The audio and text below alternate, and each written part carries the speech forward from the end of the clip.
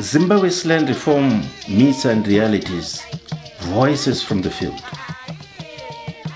Zimbabwe's land reform has had a bad press. Images of chaos, destruction and violence have dominated the coverage. While these have been part of the reality, there have also been successes, which have thus far gone largely unrecorded. The story is not simply one of collapse and catastrophe. It is much more complex. There have been many successes as well as failures.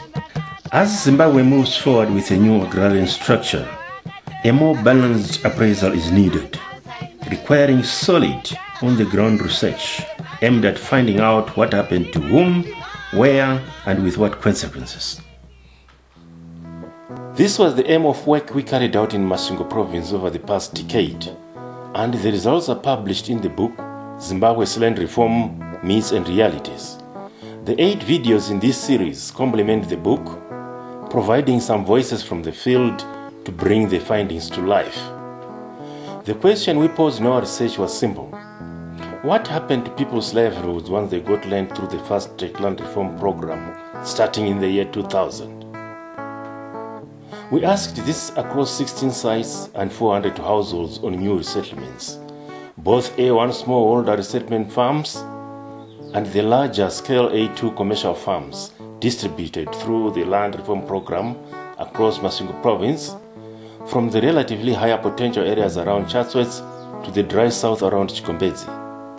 What we found was often unexpected and surprising. It confounded and complicated the media stereotypes which were constantly being projected. The results tell a fascinating story. What did we find?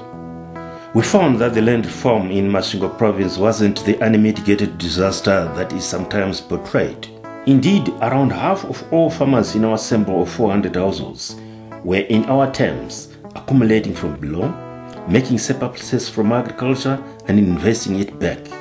This was particularly in the smallholder schemes, but again, not without problems due to lack of support and scarcity of inputs.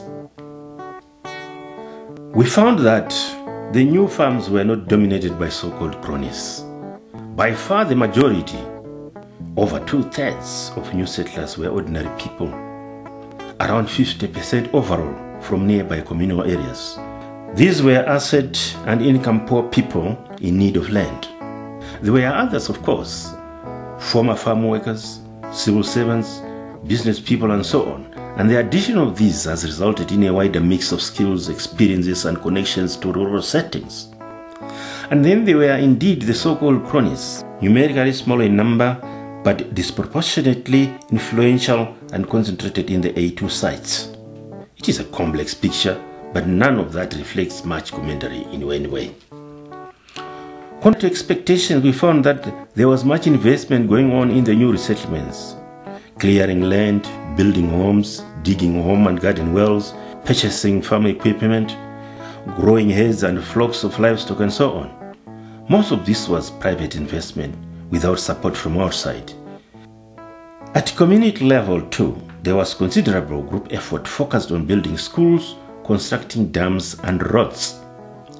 For individual household level investment, we estimated that each household on average across our sample had invested the equivalent of $2,000. Extrapolated across the province, this represents $90 million. No mean sum, and one that challenges any assumption that nothing is happening. We found that economic and entrepreneurial activity was vibrant, operating under very difficult circumstances for sure, but nevertheless happening. The result is a shift in economic activity to new value chains located in new places involving new people. The old economy is certainly in decline, but a new one is emerging on the margins, sometimes illegal, often fragile and never measured, and so not reflected in statistics. The lessons are important, and we hope that the results are listened to by all those committed to a prosperous future for Zimbabwe.